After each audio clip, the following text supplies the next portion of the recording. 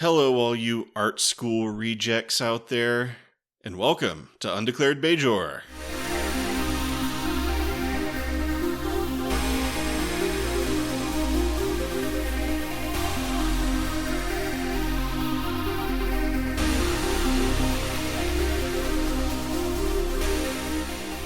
I don't know why, but I was like, are we talking about like Hitler or All of them.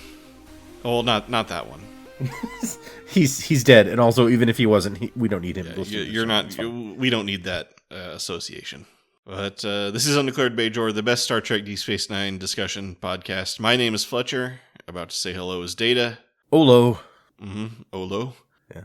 Today we're going to discuss Star Trek DS9 Season 7, Episode 11. 7-11. Yep. The best store for the best episode.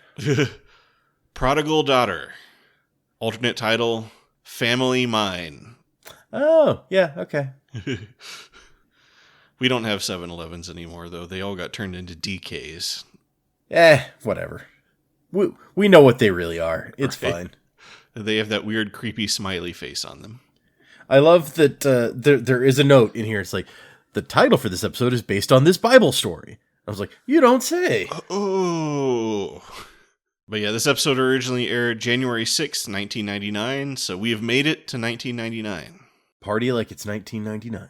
For some reason, I was like, I started singing like Bye Bye Bye in my head, but I looked it up and that song didn't come out till 2000. So Oh, well, no, can't sing that. not appropriate. Find a 1999 pop song and let that run through your head. Okay, hold on. Biggest songs of 1999. The Billboard Hot 100 of 1999. Number 1, Believe by Cher. Although it looks like it was actually released in 98, but I guess it was popular in 99. Ugh, I didn't like that song. No Scrubs by TLC is number 2. Okay. Number 3, Angel of Mine by Monica. I don't even remember that one. Whitney Houston's Heartbreak Hotel featuring Faith Evans. Baby One More Time by Britney Spears. There you go. Baby One More Time. So just imagine that. Kiss Me by Sixpence None. Oh, Genie yeah, I in a remember Bottle. Genie in a Bottle by Christina Aguilera. There you go. There's another. Like. Oh, and Livin' La Vida Loca by Ricky Martin was 1999. So see, there's all sorts of good options. So yeah, that's it. Have one of those songs running through your head while we talk about this episode. But this episode was... Did I say who it was written by yet? I don't think so. It was written by Bradley Thompson and David Weddle. The good old BTDW. It says that, but according to the notes, the final script is actually by Ron Moore. And directed by Victor Lobel. And Sarah Lofton is not in the episode. Not only that, there are 2 other main cast members not in the episode.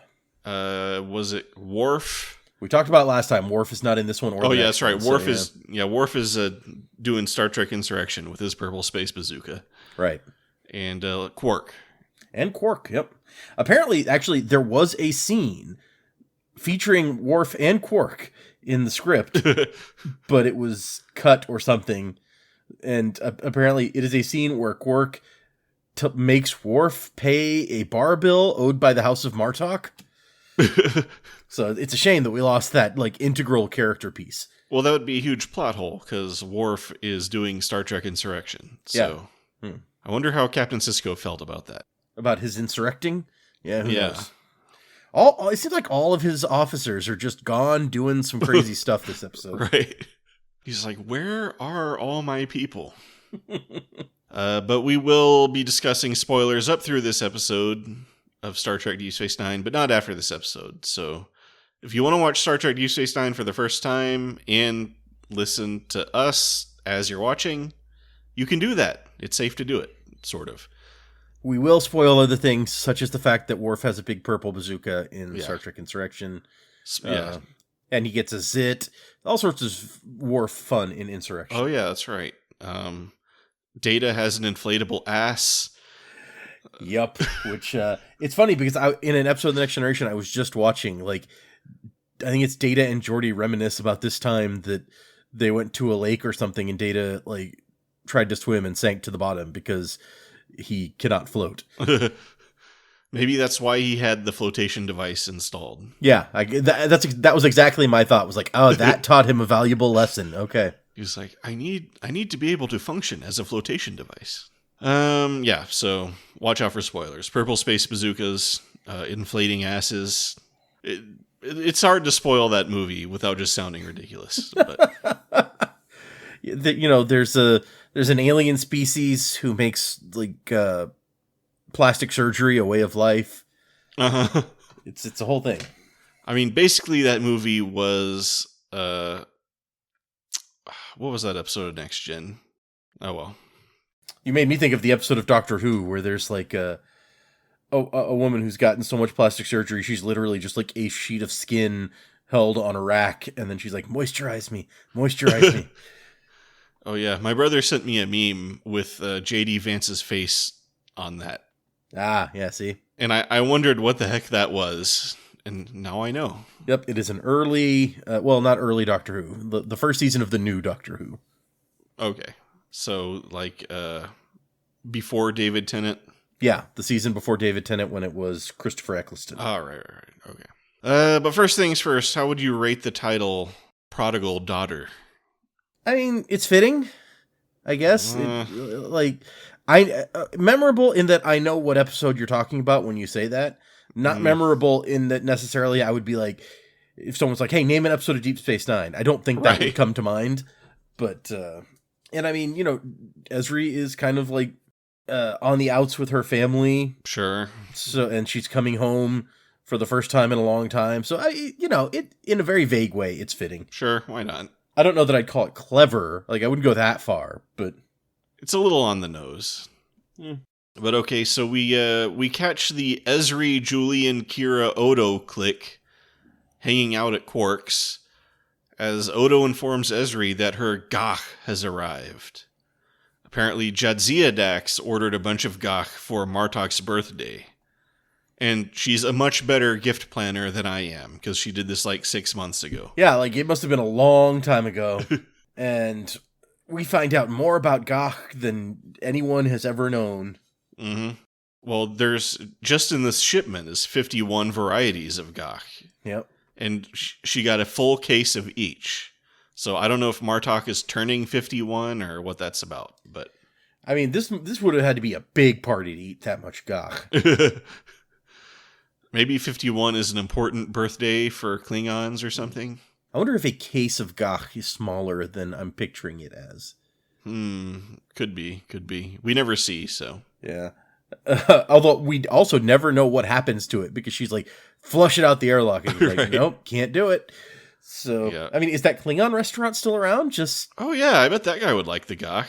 Yeah, or her explanation for why she can't give it to Martok for his birthday anyway is that as a point of honor, he would insist on sharing it with her. So I was like, right. Well, I mean, be like, hey, Worf. Yeah, exactly. Tell Martok this is from you. That was my idea. It was like, give it to Worf and just have him take credit for it. Or quite literally, just be like, hey, this was a present from Jadzia to, like, so Worf, like, as, Jadzia's heir, just express to Martok that Jadzia was thinking of him and did this for him. And I want nothing to do with it. And to honor Jadzia's memory, let's not get Ezri involved. I wonder how. I don't think that we know how Martok feels about Ezri at this point, because Worf had all of his personal issues with accepting Ezri's existence essentially, right? And I don't know that we saw like Martok's take on that. Yeah, I don't think we did. So who knows how he feels about, like, he may be just as much as Worf, like, oh, this is weird having this chick around. But this sends Ezri into an unpleasant episode of dissonance between Ezri's hatred of Gach and Jadzia's apparent committed connoisseurship of it. Yeah, we find out that some Gach wiggles, some squirms, some jumps, some has feet. What's the difference between wiggling and squirming? I don't know. But I wondered the same thing, yeah. While she does that, Kira notices that Julian has pretty much been staring into space this whole time. And not creepily hitting on Ezri at all. Yeah, what's going on? Yeah, the doctor, he claims he just can't wait to see Miles for their Alamo Holosuite game. So, yep, that's what that weird stare is all about. Excitement for fun. So later, Julian goes to the airlock to watch the passengers coming off an arriving shuttle. But the chief is not there. Bashir even waits to make sure Miles isn't just lagging behind, limping with a cane or something. I mean, honestly, I feel like he could have inquired of the shuttle, like, somewhere along its route, like, sent a message, hey, do you have a Chief O'Brien on board? And we could have gotten on top of the story a lot sooner. This reminds me of you know how People magazine basically publishes, like, Am I the Asshole stories off of Reddit now? I was not aware of that, but I believe it. A lot of publications seem to do that sort of thing now. They keep showing up in my newsfeed, but I was reading one about someone... No, it wasn't that. It was somebody who wrote in to, like, a Dear Abby type columnist. Because there was actual advice from the columnist. But they were like, it's like, my daughter-in-law got all mad when I asked her to give me her flight information. And then she was like, why do you need my flight information? I was like, well, in case you crash, I want to know, like, if it was your plane or not. And she's like, well, I think you need therapy for that. And then the columnist was like, yeah, like, it sounds like this is a thing. Maybe just don't get her flight information. And I kind of agree. If you are that worried about it, maybe therapy is the way to go. I feel like it's a very old-fashioned thing to be, like, asking for flight information and then, like, so I can meet you at the gate, which we haven't been able to do for, like, 30 years at this point. Right. But I don't... It feels weird to me to be that upset about someone asking for your flight information, but, you know... If you know that person, like, you know now, that person does not like to give you their flight information. So just don't ask for that. Yeah, like, apparently she said, it's like, you're taking away my agency and infantilizing me and stuff like that. Like, yeah, I would be like, okay, like, that's not what I meant. But yeah, if that's your thing, totally. I mean, yeah, I guess you could be like, I could see asking for someone's flight information just to be like, I can look it up and see if the flight is late while you're in the air. So we know if we're picking you up, we know to come late, or if we're making dinner, we know to hold dinner till. But I mean, yeah, some people, you know, are going to be sensitive about weird things sometimes. So you learn as you progress in a relationship with people. Yeah, especially if someone's picking me up. I always try to give them the flight information for exactly that reason. Because you never know if the flight's going to be delayed and then they're going to be stuck in that horrible, like, parking lot for people waiting for delayed flights. And yeah. And there's no way to inform them once you're in the air. So, yeah. Anyway, what were we talking about? Star Trek? Yeah, right. We were talking about Bithul Gach. No. Yeah. O'Brien did not give his flight information to Julian. So this is a lesson in that. Apparently, he just hasn't heard, like, O'Brien hasn't called at all. So it's a concern. And we find out later in the episode that O'Brien was more or less fine. He could have easily communicated to people. It's like, hey, I'm pursuing this line of inquiry. I'm not going to be back for a while. He was fine until he was getting beaten up by those Nausicaans. Well, yeah, but that was like after Ezri showed up. Sure. Yeah. Like this is days later. That's true. O'Brien is just not being a very good communicator, I guess. But, so yeah, the doctor goes to Captain Sisko's office to fess up. He reveals that the chief's supposed 3-week vacation to visit his father, which wouldn't that be a fun episode? I mean, I want to meet O'Brien's dad. That could be cool. Yeah, totally. I want to see O'Brien go to Ireland and like hang out with his dad and then drink scotch. He's like, "What you drinking the scotch for?" we got Irish whiskey here. His dad is actually like owns the biggest Scotch distillery in Ireland somehow. Like it's a future thing you wouldn't understand. Yeah. Ireland is actually part of Scotland in the future. It's that would be a development, right? But yeah, so this was actually just a cover for a personal mission to go to New Sydney. Remember this was mentioned to track down the widow of Bilby, the incredibly dumb and gullible guy that O'Brien kind of got killed when he infiltrated the Orion Syndicate. Thinks Sisko. That's in the Sapporo system, right? And Julian is like, yeah, why? And then Sisko's like, don't worry about it. Just go away and send Dax in here. Also, you're in trouble. Write me a report. You should have told me that somebody else was not being completely honest about their vacation plans. Yeah. How dare. You need to be doing more snitching. I love I love it's such like a little kid thing where Julian's like, well, he may have implied that he was going to, but he didn't actually say. And Sisko's just like, really? Sisko's like, no. This is Starfleet. What are you talking about? But yeah, Dax shows up in Sisko's office, and Sisko says, hey, your family lives in the Sapporo system, right? In fact, don't they own the 5th largest Pergium mine in the sector? Which nope. led me to think. So I challenge you to name the 5th largest anything, like the 5th largest city in America, the 5th largest country. 5th largest city. Hold on, let me see if I can do that. So you got New York and LA at the top. Okay. I think Houston is next. I think Chicago is bigger than Houston. It's Chicago 3. I in my head, Chicago used to be 3, and then Houston got bigger, but I could be wrong about that. Could be wrong. Houston's pretty big. I think that I feel like Houston and Chicago are the next 2, but yeah, that after that, I don't like Miami or San Francisco. Okay, hold on. And I guess you got to then decide if you're talking about... I don't think San Francisco is that big. If you're talking about population or area or what. I mean, San Francisco is very small in terms of area, but I think its population is also pretty small. Okay, so here we go. I found the top 5 by population. What do you think they are? I'm going to say New York is on top for sure, because it has like 25 million people or something like that. Or just by population of the city proper. This seems like of the city proper is what. Okay, yeah. So I think New York is definitely still on top. Then Los Angeles. I'm gonna say Chicago is on top, and then Houston. Okay. My That's guess. all correct so far. Okay, good. My guess for number 5 is Atlanta.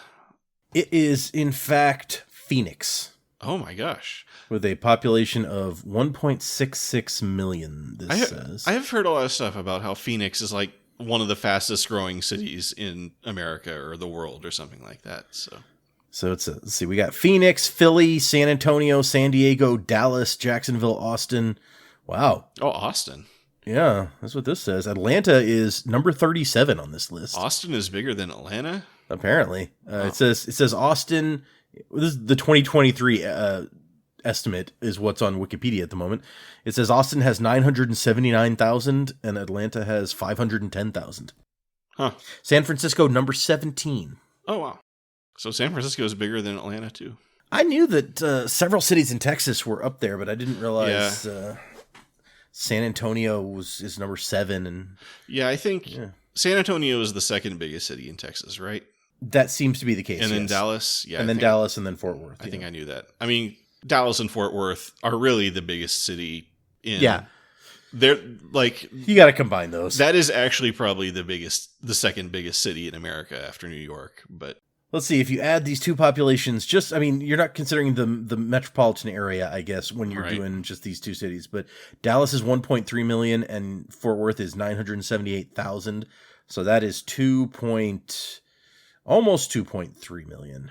Okay, that's probably... So that's not nearly the 8.2 that is listed for New York. Right. So that would actually put the DFW, Dallas and Fort Worth together at number... Well, right around the size of Houston, actually. It says Houston is 2.314. Wow. So, when I looked by land area, it is a very different sort of list. Oh, sure. I think like Jacksonville, Florida, and like Juneau, Alaska are like the two biggest ones, right? I think four of the top 5 by land area are in Alaska. Jacksonville's number 6, actually, but it goes Sitka, Juneau, Wrangell, and Anchorage, Alaska, and then number 5 is Tribune, Kansas. Wow, never even heard of it. Yeah. So that's been the America moment for this episode of Undeclared Bajor. Yep. Okay, yeah. So it's like, we were talking about the 5th largest Pergium mine in the sector, and the Tegan family mine is not that anymore. It's the 6th. Ever since some Ferengi found a deposit on Timor 2, that really shook up the largest Pergium mines in the sector leaderboard. So, yep. So apparently, the first instance of Pergium in Star Trek was actually from the original series episode, "The Devil in the Dark." It's a thing that they're mining. I think that's the episode with the Horta. So, okay. it's like, they're trying to mine Pergium, and the Horde is all killing people. That's not what you want around your Pergium mine. But according to that episode, at least a dozen worlds depended on Pergium for energy. So that is what that element is used for, or whatever. Apparently you just mine it straight up, so it's not even like you're creating, like, it is a Pergium mine. It's not like it's a bauxite mine that you're eventually going to get aluminum from. So I don't know. I don't know the specifics of how Pergium works. Maybe it's like coal. You just dig it right out of the ground. And this also notes that in the original series episode, it was pronounced Pergium, where here it's pronounced Pergium. Oh, so pronunciations are changing. So anyway, yeah, Cisco's like, yeah, okay, whatever. Whatever about all that stuff. Yeah, I don't actually care. Yeah. I just remember the note that I read in your file when I was trying to decide whether or not to allow you on my station. Right. If it would have been number 6, I would have said no. But that's a conversation for another time. He's like, can you talk to your mom and see if she'll find Chief O'Brien for us? And Ezri's like, well, things between me and my mom are kind of strained ever since I got joined. Also before I got joined. But I guess the safety of Chief O'Brien is more important than my problems. And then Cisco's like, you're right, it is. Bye. That is kind of how Cisco be. Yeah. So Ezri calls her mom Ms. Tegan, who seems like a nice enough lady. They make the requisite chit-chat. Ezri's mom's still not being used to Ezri being a Dax now, not a Tegan. Although it does not mention her hair in any way in this scene. Right. Yeah, I kind of thought that was a little weird, but... yeah. Ezri gets to the point, and Miss Tegan says, sure, she'll help find the chief if you come visit. Otherwise, no deal. Screw that guy. And Ezri considers if she really cares that much about the chief, and then she decides she probably better do it. Or else she'll get this famous Cisco boot that everybody keeps talking about. There was a lot of Cisco boot in the episode, for sure. So Julian sees Ezri to the airlock, giving her some space sickness medicine and some reading material, and sympathies from one person with a strained relationship with his parents to another. And then he watches her board the runabout with a really weird expression on his face. Whatever it means doesn't matter, because he's done being in the episode now. Yeah, it means I got my check. Right. He's like, is the camera still on me? Oh. I was like, honestly, it felt kind of weird to me that Julian wouldn't go along to try to help find his best friend, but maybe Cisco put his boot down and was like, no, I can't have my entire senior staff gone. Yeah. Everybody would be gone. Like, I would be depending on, like, Quark to run the station at this point. Then we're off on what has the makings of a pretty interesting episode. We get Chief O'Brien playing detective in the 24th Century Underworld, so, like, a sequel to Honor Among Thieves. We got Ezri going home to her family as a completely different person. Lots of cool directions this could go. The Tegan home is a cool architectural house hanging over the side of a cliff, overlooking a massive mining operation. Yeah, so it notes that the producers were particularly proud of that aspect of the show, the Tegan family house. It's true. There was some design going on in that house, like some really 90s design, but... It says that Sid Dutton, the matte artist, designed it based on the work of legendary architect Frank Lloyd Wright, particularly Falling Water. Oh yeah, I've been to Falling Water. Doesn't look exactly the same, but it is a highly like cantilever based house. So Ezri enters the living room, and her eye is caught by a painting hanging on the wall. She is greeted with a big hug by a Trill named Norvo, who is played by Ted from Mad Men. We soon learn this is her brother, or one of them, and he's very happy to see her. Ezri asks if the painting is one of his, and he says yes, and he hates it. But his mother insisted on hanging it where everybody could see it. So he has to suffer the dual embarrassment of having his puerile composition, childish colors, and laughable... it was puerile... I forget. But he has to suffer the embarrassment of having that put on display, as well as his mother's horrible taste in art. Then another brother shows up wearing coveralls and carrying a hard hat. This is Janelle, the serious brother. Yeah, this is the working man. You can tell from the hard hat. He's got a hard hat. He asks for a hug, then hands Ezri the police report on Chief O'Brien, which currently doesn't have much to report. I assume he was just carrying it around his entire workday waiting for Ezri to show up. Well, I think he went and pulled it out of a desk drawer or something. Oh, okay. But Norvo asks how long Ezri is staying, and Janelle's like, don't even bother. You know she's going to leave as soon as she gets the chance. And Ezri says, well, there is a war going on. And Janelle says, there's always something. She's like, I am a military officer in the middle of a war, a major war, that apparently has affected the family business based on what we learn later. It's like, yeah, this is a war. There is always something, but this thing is a war. So, and didn't you just have a big shipment blown up by Jem'Hadar? Maybe you have an interest in this war being over? Those people on the front lines need quality behavioral health care, and that's where I come in. I mean, it does kind of seem like they do. Yeah. Especially this Chief O'Brien guy. Yeah. Then Mama Tegan shows up and gets her hug. And then, also everybody comments on Ezri's hair. Norvo says it'll take some getting used to. Janelle thinks it's cute, and Mom hates it.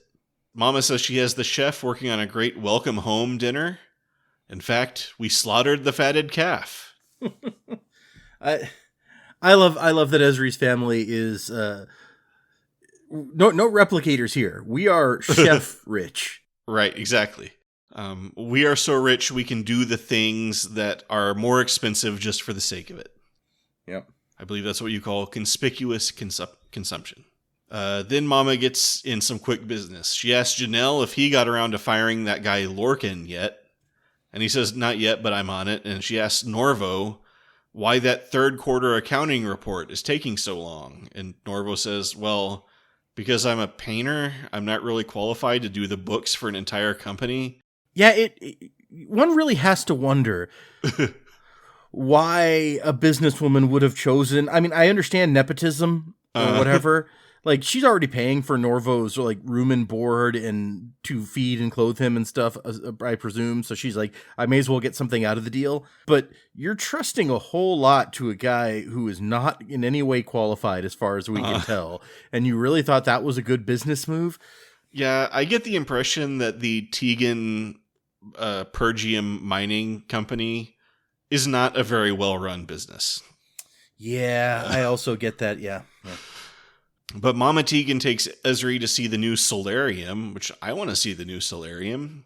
Yeah, she got those tiles flown in from Andor. Yeah. Or Andoria? What is the name of... Where do the Andorians come from? I think they come from Andor. Now I'm going to have to look this up. Hold on. I swear they said Andoria at one point in the episode. I was like, is that what the planet's called? Let's see. The Andorians were warp-capable species from the moon Andoria, capital of the Andorian Empire. So It's a moon. Okay.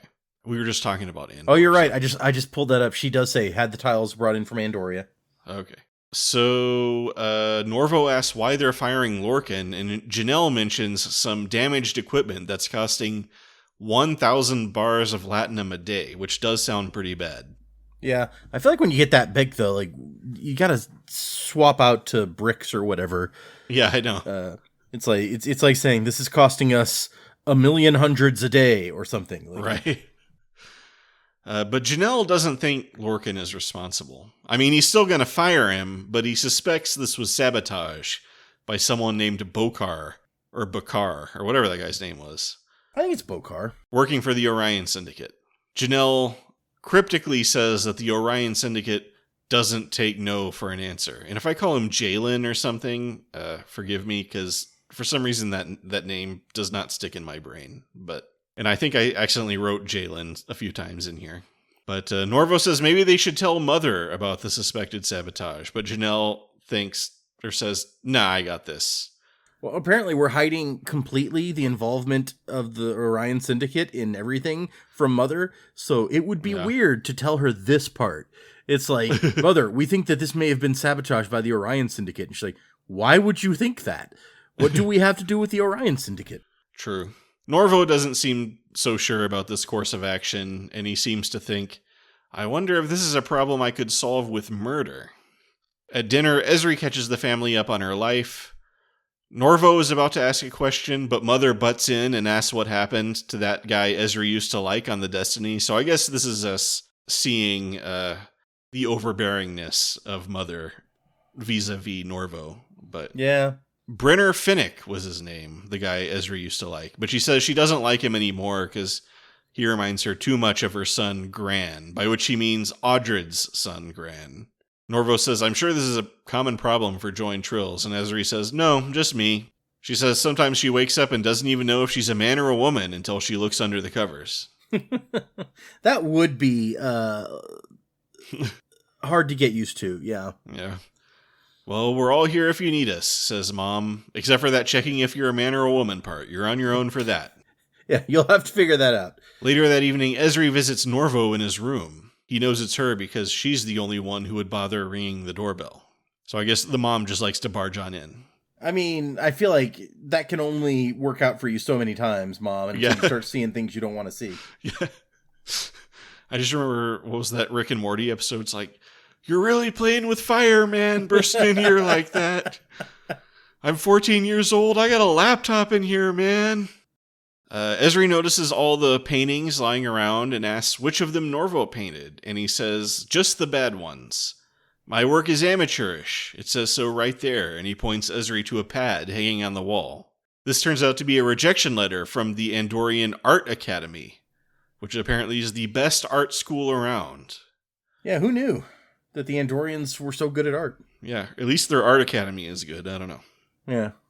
Ezri says, well, you can apply to a different art school, and it kind of makes me uncomfortable, all this obsessing with getting rejected from art school.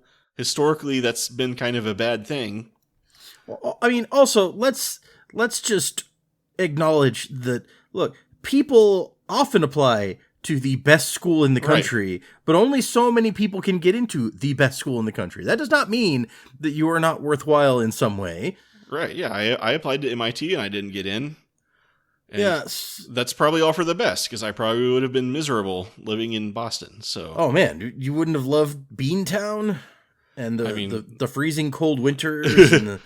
I mean, as much as I like to complain about the climate in Houston, I think I would have gone insane in Boston. So yes, you can do excellent art, not going to the one best art school in the galaxy or whatever. Like, come on. If they don't accept you, that's on them. But yeah, Norvo says he doesn't have the discipline or focus to succeed as an artist. And Ezri identifies these as their mother's words. Ezri tries to give Norvo a pep talk that he doesn't have to limit himself based on what their mom thinks, but Norvo doesn't seem very confident. Also, someone who lacks discipline and focus, once again, maybe not top of the list for accountant for your major corporation. Right. You lack discipline and focus. Do these complicated books. So use a skill that you have never even trained in to manage our finances. But Ezri says, well, I believe in you, and they say goodnight. The next morning, Mama Tegan tells Ezri that Norvo has a hangover because he spent all night drinking and defacing his art. For which drawing one stick figure on one painting. For which she blames Ezri. Yeah, she pointed to that one. She's like, he was up all night doing this. I was like, that took him all night. But she blames Ezri, but Ezri stands up for herself and Norvo and says Norvo is clearly not happy being chained to the family business. You need to set him free. If you love something, set it free. But Ezri's mom says, hey, don't be all Johnny-come-lately with this parenting advice. What do you know about raising kids? And Ezri says, well, I've raised way more than you have. Yeah, I love that there's a moment there where she says that, and you can tell that this is probably a discussion that they've had before, and that has always been mom's trump card. You don't know anything. You don't have any kids. You haven't given me any grandkids. And now for once, Ezri can come back and be like, actually. Right. So I've raised kids all the way up through adulthood, so. And I'm sure that raising kids, it doesn't sound like Curzon had any kids, and we know Jadzia didn't have any kids. So it's been a while since Dax had kids, is what I'm saying. And I'm sure that however kids were raised 150 years ago is how kids should be raised today, for sure. It's we woke up every morning at 5:30 to milk the cows, and that's how you do it. So then they're interrupted by Janelle, who comes in followed by an alien cop and Chief O'Brien, with a big bruise on his face and handcuffs. Apparently he had a little misunderstanding with the police when they found him, but most of the damage came from the Orion Syndicate. They have the cuffs removed and everybody takes some tea. They tell the chief, wow, I bet you've been having quite an adventure these past few weeks. And he's like, oh yeah, it's crazy. You should have seen it. If our lives were a TV show, it would make a great episode. Anyway, Miles says that he found Mrs. Bilby, but she was dead. I guess she was floating in a river and had been dead for 6 weeks, which is a long time for a body to be floating around in a river, in my opinion. He says he found her on the bank of the river, so I assume that she was washed up. But that just means that she's been laying on the bank for 6 weeks, which, yeah, that's not... what's going on with this river? O'Brien suspects murder by the Orion Syndicate, but the cop disagrees.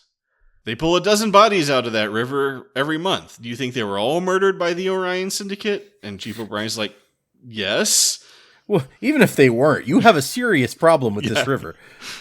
What is this river? That's why the body was still there. Someone was just like, just another body from the body river. Yeah, when the monthly body collector comes by to scoop them all up, he'll get that one. The cop says there was a rumor going around that a Starfleet intelligence officer was trying to infiltrate the Orion Syndicate. And then he found O'Brien getting beaten up by a couple of Nausicaans. How that first thing led to that second thing, I'm not sure, but whatever. That really doesn't say much for O'Brien's ability here. If word was getting around town that a Starfleet intelligence officer was trying to infiltrate the Syndicate, then O'Brien was doing a bad job at if that's what he was doing. Like, was he trying to go undercover in the Syndicate again to discover what happened to her? Like, maybe. I mean, they must have just come to the conclusion he worked for Starfleet intelligence on his own. But the cop points out that the Orion Syndicate is famously loyal to the families of their operatives. Unless, some reason they might not be in this case. And the Chief O'Brien's like, no, nothing comes to mind. I don't know. So they get the chief all cleaned up and fed, and he and Ezri catch up for a bit, and Miles asks Ezri if she can put in a good word for him with Captain Sisko, anticipating that famous Sisko boot. And then Ezri's mom comes in and says, hey, you're an engineer, right? Can you take a look at one of our broken drills while you're here? We fired our guy who knows how to fix stuff, and now stuff isn't getting fixed. The two things can't possibly be related. Yeah. Janelle says, Mother, he's a spaceship engineer, not a mining engineer. But O'Brien is like, no, it's cool. I'll sing for my supper. I mean, I like how no one acknowledges that is a valid point to make. That our drills may be absolutely nothing like, warp engines and stuff. But, O'Brien, he on Deep Space Nine has had to fix a little bit of everything. Right, yeah. So. He got asked to fix the, sophisticated, brain surgery device one time. Yep. But Ezri goes to check on Norvo, who is in his room, passed out among all his slashed up paintings. He wakes up and Ezri is like, okay, I'm not super thrilled about what I'm seeing here. Maybe we should, talk? And Norvo is like, I don't want to be analyzed by my sister. Besides, clearly the diagnosis is I'm wallowing in self-pity and expressing my frustration through tantrums. And Ezri says, okay, good job. So what's your prescription? And Norvo says, well, Mother disapproves of suicide, too much blood on the carpet. And then Ezri's just like, you know what? How about you come back to Deep Space Nine with me? I have a nice guest room. I can lock my drawers that have knives in them. And then Norvo is like, I don't think Mother would like that. And Ezri's like, ugh. Mother wouldn't like that, not at all. Meanwhile, in the cave set, mine set. Oh, speaking of sets, there is a note in here that the Tegan's living room is a redress of another set. So can you think of what standing sets they could have redressed as the living room? Man, I don't know. Is it Quark's bar or something? Quark's bar gets redressed for a lot of things, but no, not this one. Usually, being 2 stories tall is the tip-off for it. This is Quark's bar redressed. Right. It is actually Vix. Oh, man. It looks nothing like Vix, so... Mm-hmm. Right?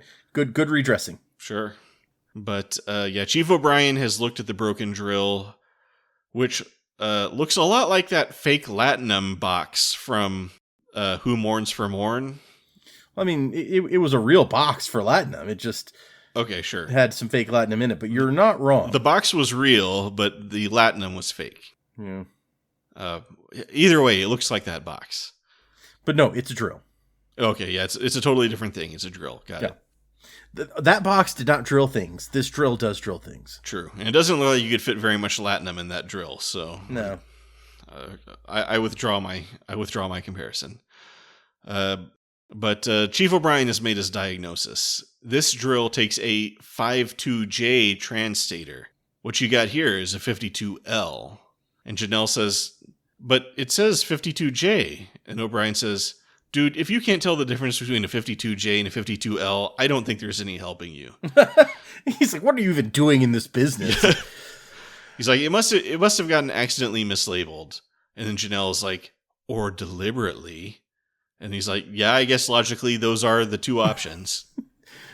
And then a man comes up and he says, another equipment failure? A very shady man in a hard hat. Maybe you shouldn't have fired Mr. Lorcan. I mean, that does seem like a dumb move. You're right. I mean, I already knew he wasn't responsible for what was going on, and I fired him anyway. Yeah. Although, I guess this implies that, like, Lorcan is involved with the syndicate somehow? Maybe. So maybe we don't want him around? Oh, true. Yeah, that could be it. Also, I had to look up, see if transtators were a previous thing, or if that's a new... Because the question came into my mind, like, if this is a specific drill component, how does O'Brien know on site the difference between a 52J and a 52L? But no, apparently, since Enterprise, or I guess since the original series, which is whichever one you consider first, transtators have been a thing that gets mentioned periodically. In fact, in Trials and Tribulations, transtators are mentioned as part of the power system, which O'Brien accidentally disconnects from the power grid. Oh yeah, I remember that. So, yeah, transtators, a common thing that it makes perfect sense O'Brien would know about. Oh, sure. It's like a capacitor or something. It's just like a generic electronic component. But this drill clearly takes a 52J. Yeah. So, Shady Guy introduces himself as Thadiel Bokar, commodities broker, trying to establish a business with the Tegan family. You know, brokers of commodities often go into mines to sure, establish business relationships. It's like, can I broker any commodities deals in this mine? And he's like, well, we're a mining corporation. We don't really trade in commodities. Yeah. Well, I mean, presumably, Pergium is a commodity. Got to be a commodity. Yeah, fair. So yeah, he's trying to broker some commodities deal between this and someone else who needs commodity. I don't know. It's all fake anyway. He works for the Orion Syndicate. And he's heard of Chief O'Brien from his connections in the New Sydney police. But he and Janelle have business to discuss, so they send the chief away. Janelle tells Bokar, sabotaging our drills isn't going to convince us to do more business with the Orion Syndicate, especially such lame sabotage. I mean, switching the 52J with the 52L feels more like a prank than sabotage. I mean, apparently nobody could recognize it, so that's true. Maybe it's really the best sabotage. Bokar is like, yeah, whatever. The problem is Chief O'Brien works for Starfleet Intelligence, and he's been trying to infiltrate the Orion Syndicate. And Janelle's like, that doesn't sound right. And Bokar is like, oh, and the woman he's been looking for? Marika Bilby. And he's like, what? Bum, bum, bum, in his own head, because we don't know what that means. Right, yeah. It's like, oh, okay. Yeah. But I feel like we should have brought up, it's like, he can't be an intelligence officer. He knew the difference on site between a 52L and a 52J. Yeah. Like, this is clearly an engineer of some renown. Yeah. Or maybe he's an intelligence officer who he's studied his legend really, really, really well. That would be some good intelligence officering for sure. Which I think we've proven that intelligence operations in the Federation are never that well planned out. Yeah, true. Yeah, the non-Section 31 division of Starfleet Intelligence is maybe not the top notch, but so Janelle finds O'Brien back in the living room drinking more tea. Yes, the Chief Winnie's leaving, and Miles says he can't leave until Ezri does because she's his commanding officer, which is the fakest sounding excuse ever. Well, and he does follow that up with, also, I'm scared to go back and face my captain. I don't know if you've heard about this boot that Captain Sisko has, but it is not fun. And then Janelle says, well, you should get out of here. We're busy. We don't need you around here fixing things. Yeah. I mean, yeah. We got machines breaking that are causing us like 1,000 bar a day losses, but and you've proven that you are willing and able to easily fix them. Yeah. But get out. It's like, yeah, story checks out. But then he leaves and Ezri comes in, and O'Brien asks Ezri if she knows Thaddeus Bokar, and Ezri says, no, I don't know anyone here. I haven't been home in 3 years, and also I make a pretty strong effort not to know anything about the business. And Miles says, well, I was getting some pretty strong Orion Syndicate vibes from him, and I get the impression he might be, like, extorting Janelle. You mind if I take a look at your company's books? And Ezri's like, sure. They're available openly to anyone in the family, so yeah. I think really Mom is just hoping one of us might sit down and do them, since my brother never does. The books are always just laying around with like a sticky note on them that says, please do. Yeah, exactly. So, down in the mines, Norvo talks to his mom about going back to Deep Space Nine with Ezri, and Mom does not approve. And where's that quarterly accounting review? Yeah, why Norvo, the painter/accountant, is down in the mine is unexplained.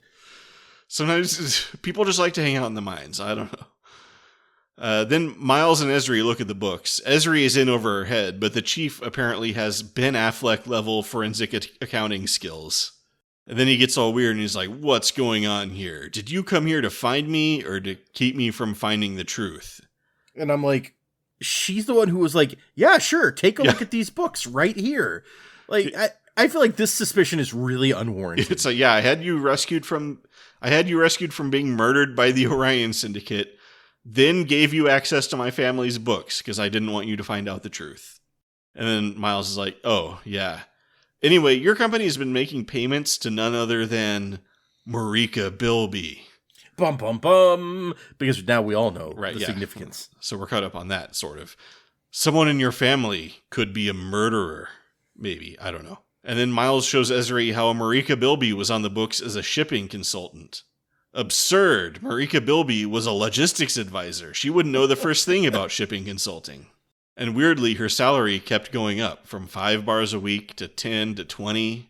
To 30 eventually, which I was like, this really are. Like, that is a big change. In your, I wish I could get a, what is that? Like a 600% increase in pay or something? Yeah. 500%. Miles asks, who's in charge of payroll? And Ezri is like, my mother. And also maybe my brothers. I don't know and I don't care. This is why I joined Starfleet. And Miles says, they should show this to the police. But Ezri says, no, withhold this information from the police. That's an order. And Miles is like, okay. So Ezri goes and asks her family what's going on. And Janelle says, okay, here's what happened.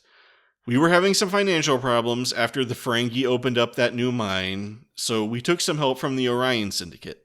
All they wanted in return was to give Marika Bilby a fake job to take care of her. So we did that, and then I told Norvo to fudge the payroll records, but he doesn't know how to do that because he doesn't know anything about bookkeeping. So I do love that. It's like, you never would have found out about this if he just like modified the payroll like I told him to. Yep. Like, really? Is this really the moment for that? Yeah. And then Marika kept asking for more and more money, and then she died mysteriously. The end. And then Ezri's mother accuses Janelle of killing Marika, but he insists he didn't do it. And then Ezri looks over at Norvo, and she's like, wait, rejected from art school? Did you kill Marika, Norvo? And Norvo was like, what? No. Well, okay, yes. Yeah, he really doesn't put up much of a fight at all about... Yeah, it wasn't exactly a Columbo moment. He was just like, okay, yeah, I did it. She was getting kind of unhinged, and in the words of Stringer Bell, there go a life that had to be snatched. And then he's like, aren't you proud of me, Mother? I took care of it. And then Mother is like, and then we cut to Norvo being taken away in handcuffs. So it just immediately turned him into the police. Oh, yeah, 100%. You got to turn this guy in. Yeah. Janelle is like, well, that takes care of that. I guess I better get back to work. And Ezri is like, my advice for you is to quit the mine and go do something else. And then she goes to talk to her mother. And Ezri says she's going to stay around for the trial, then head back to Deep Space Nine. And her mother is all crying. And she says, I didn't do this, did I? Is it my fault? And Ezri is like, no, obviously you didn't do it. I don't know if you noticed, but Norvo and Janelle are both kind of idiots. If anything, you weren't domineering enough. And also, if you ask me, it kind of sounds like that lady was asking to be murdered. I mean, yeah, a little bit. But no, she actually doesn't say anything. She just leaves. Well, I mean, if she had just cut her children free to do what they love to do, I don't know what... They'd both be dead by now. Yeah, maybe. I don't know what Janelle likes to do, but it's clear that I keep wanting to call him Norville, like Shaggy's name from Scooby-Doo. Yeah. But it's clear that guy did not belong in this business in any way. Right.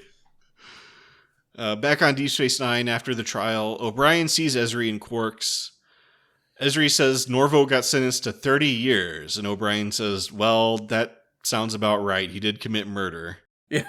Which you'd think as a person who spent 20 years in prison, he'd have a little bit more sympathy, but Ezri says, I can see why you'd think that, but you didn't know him. He was so gifted. I mean, not at art or business. Or murder. Yeah. Or, being a criminal. Or really being a fully functioning person. But when he was a kid, he seemed pretty bright. And then Ezri beats herself up for wanting to get out of the house so bad that she didn't see the horrible psychological abuse Norvo was going through. Occasionally getting interrupted, being asked to do stuff. I should have gone home a long time ago, she says. Then she walks off. And the chief is like, okay, well, that was dumb, but at least it's over. The end. Yeah, that's pretty much, yeah. Uh-huh. Okay, so, let me go into the origins of the episode a little bit. Okay. So it says, this episode began life as a Cisco show. Uh-huh. If you can picture that. In which Cisco travels into the future and encounters his future self, who subsequently warns him that if he follows a particular course of action, there will be dire consequences. So that was David Weddle and Bradley Thompson's pitch. Okay. So yeah, I totally see how this episode came from that. And they wrote like this teaser that was essentially that, and the staff liked it. Irish Team Bear's like, yes, this is good. But it turns out as you went more into the story, it didn't really go anywhere. It says there was no bottom to the show. There was nothing to say beyond the fact that these two Ciscos have a great struggle. But the additional problem, maybe the larger problem, was that Thompson and Weddle weren't given any time to work on the script, as principal photography had to begin in 2 weeks. So Ira Stephen Bear goes, okay, forget that. I've got a story that I've been working on for a few weeks now. Take this story and do something with it. So this story that he was working on is based on, shocker, a movie that he had watched. Oh my gosh. Can you put some thought into the story that we see? Is there a famous movie that you could picture it being based on? Is it a movie I've seen? It is a movie that you've heard of, at least, probably seen. Okay, so it's a person going home, and there's a family business. I'm going to latch onto that. Okay. This is Ira Stephen Bear, though, right? It is. Oh, is it The Graduate? No, interesting. I hadn't thought of that, but no, it's not. No, it is the 1972 Francis Ford Coppola movie, The Godfather. Oh, of course. Well, not of course, but... So Ezri is Michael Corleone in this story. Not really. I mean, she doesn't become the Godfather at the end. Yeah, but it's like the son who had no interest in the family business and left to pursue their own dreams, but has now returned. Yeah. So, except instead of getting sucked into the family business, she continues to not be interested in it, then she leaves. Well, apparently it goes a little deeper in this original version, because the idea is she comes home and her mother reveals that the Orion Syndicate are the ones who arranged for Ezri to get the Dax symbiote aboard the Destiny. Ooh, that would have been an interesting twist. And Thompson's like, so that was interesting, but eventually we dropped it because it seemed like really sleazy to suggest that like Starfleet had been manipulated like that by the Syndicate. Okay, that's a fair point. And so they spent some time working on this story, and they're like, oh, no, we can't do that. And now it's just a couple of days before production is supposed to begin, and we still have like no central thing to build the story around. And they're like, okay, well, let's keep that Orion Syndicate like concept, but we need something else. What do we know about the Orion Syndicate? Oh, right. O'Brien and had a previous story with the Orion Syndicate. Let's tap into that. Uh-huh. And then I guess I don't know where their script ended up because it just cuts to, and then Ronald D. Moore came in and did the final draft of the script. Ronald D. Moore's like, okay, you all suck. Let me just do this. It says that Ronald D. Moore says the show was already in prep. So it was a case of first thought, best thought, just throw it down and move on because we've got 10 pages that we have to finish today. That makes this episode make a lot more sense, in my opinion. Yeah, I can see that. And so another fun little guessing that we're going to play. It specifically mentions in this next note that the producers, basically every season has one episode that the producers just all agree is the weakest one of the season. This is season 7's episode. Okay. So if you look at like season 1, what do you think might be the producer all like, oh, this is the bad episode? I mean, definitely Move Along Home jumps to mind. That's the one. Season 2.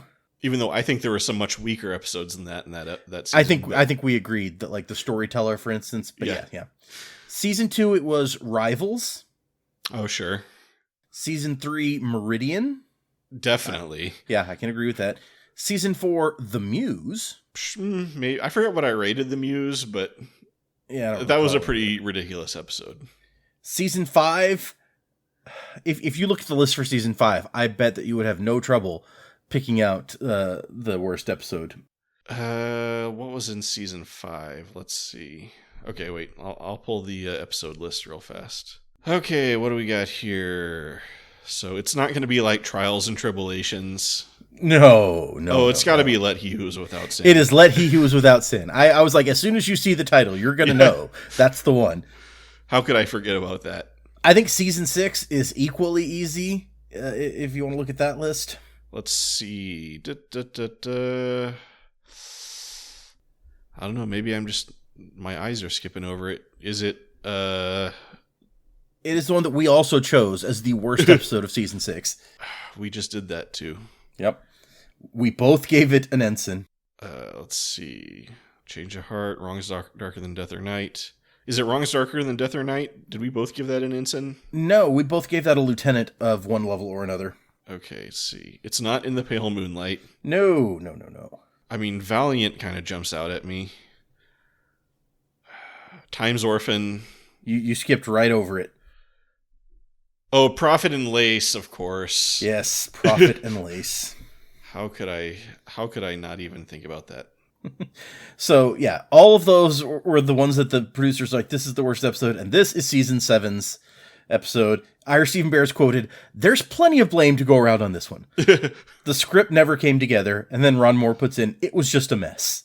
Renee Echevarria says, "None of O'Brien's story could happen on screen, so there was no investigation. The story got so diluted, it felt like a soap opera." And even Nicole DeBoer is quoted in here, "Yeah, Ira apologized to me after the episode." Wow. And then Victor Lobel, director, is like, "Yeah, other than the trappings, it didn't really feel like part of Deep Space Nine. It was like O'Brien had just been brought in to witness these events more than anything else." And we just got a location and watched things unfold. Yeah. That's funny, because I have almost that exact note in my review, so... So, yeah, this is not a popular episode among the staff of the show, is what I'm getting at there. Nice. And that's a good segue for going into reviews. What did you think? Well, I gotta say... For once, I agree pretty strongly with Ira Stephen Bear. I think this episode was really boring and really pointless. And not just Chief O'Brien, but I think Ezri didn't really do anything.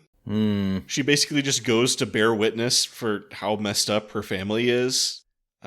Which, is a shame because it's a great setup where it's like, oh, Ezri's going home for the first time since she's been joined. Like, how is this going to affect her relationships? Like, is she going to have to, like, forge new relationships or, what? No, none of that. It's just she goes home and her family is messed up and she's like the well-rounded person in the equation. She just like watches as like, oh, I guess my brother killed a person. Okay.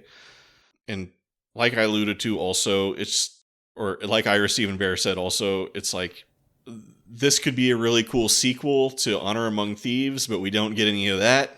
So, yeah, I really don't like it. It's not offensively bad, so I won't give it an ensign. I feel like, I don't know, earlier in the season, I was thinking we don't give enough captains anymore, and now I feel like we've given away too many captains. And I don't know if I necessarily still feel captain-y about the previous episode, but okay, fair. Can't go back now though. It's in the past. Yeah, it's sealed. It's sealed now. It's sealed.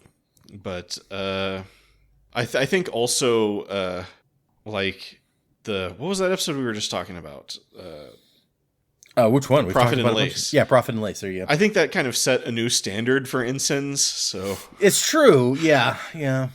I don't think I can give this an ensign quite, but it's definitely matching Ezri, a lieutenant junior grade for me. Okay. So what do you think? Also, I feel the need to point out, I had to go back and look at what we've rated so far this season. You have handed out a lot of captains. I have not handed out a lot of captains this season. Okay, fine.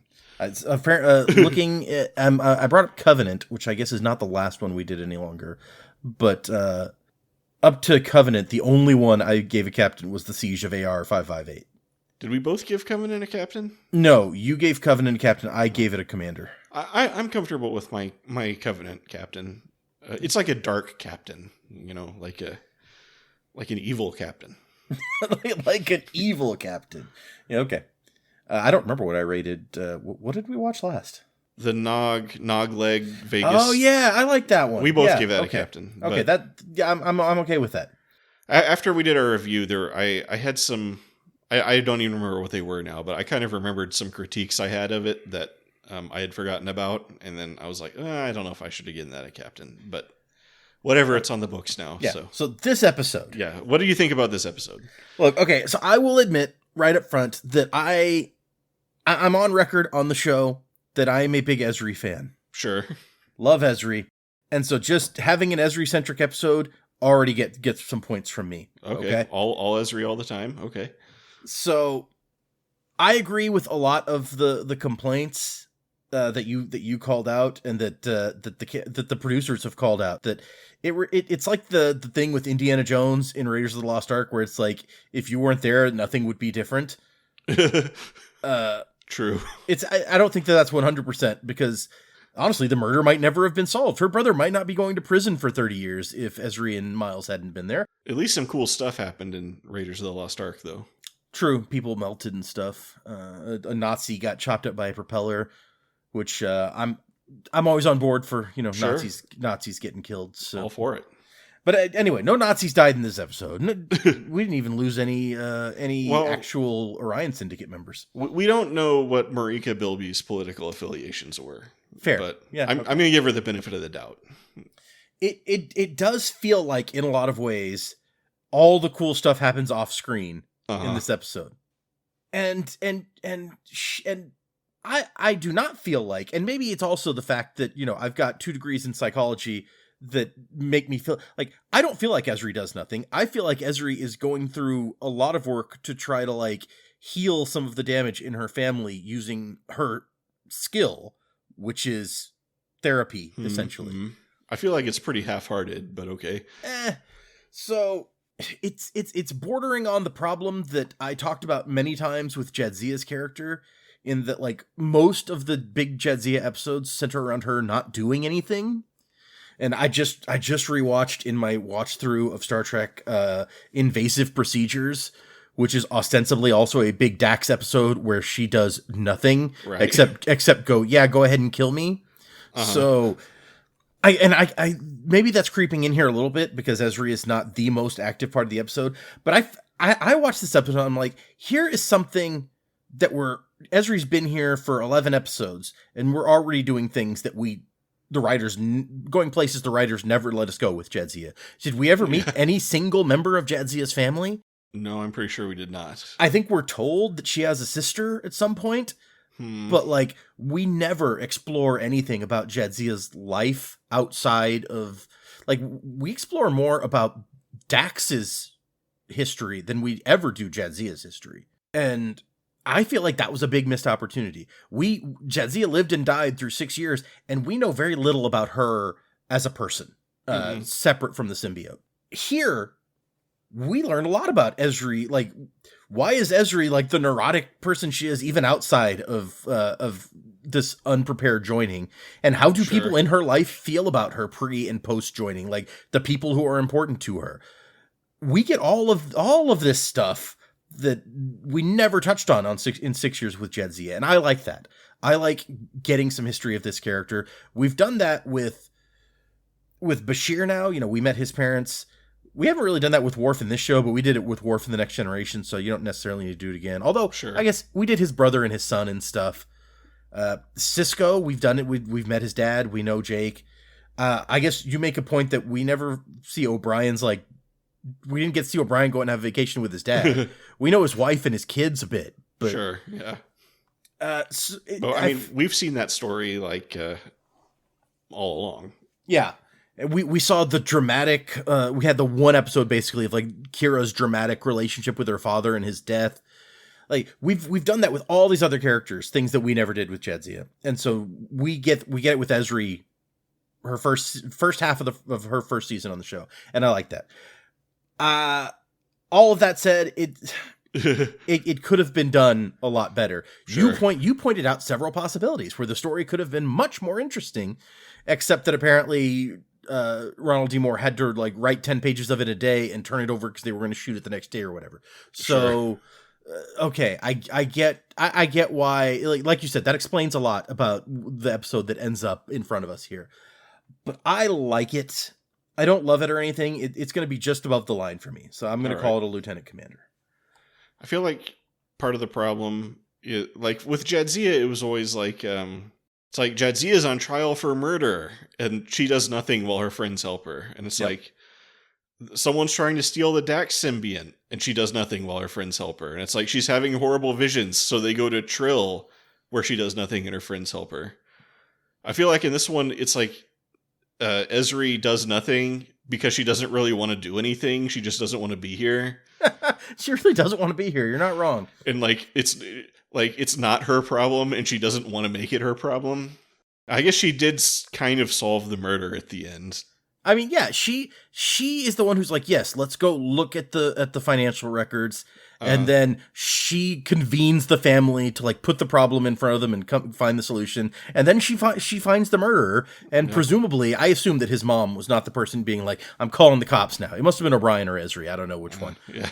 But I feel like she does some stuff. Sure.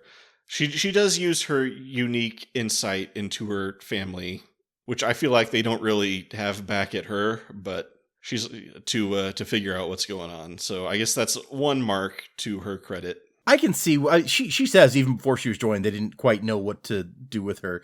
So I can see why her as like the psychologist in the family would be kind of the more empathic and like understanding of other people than her mother, who clearly doesn't care about how anyone else feels or what anyone else wants and just wants to like impose her will on the whole family.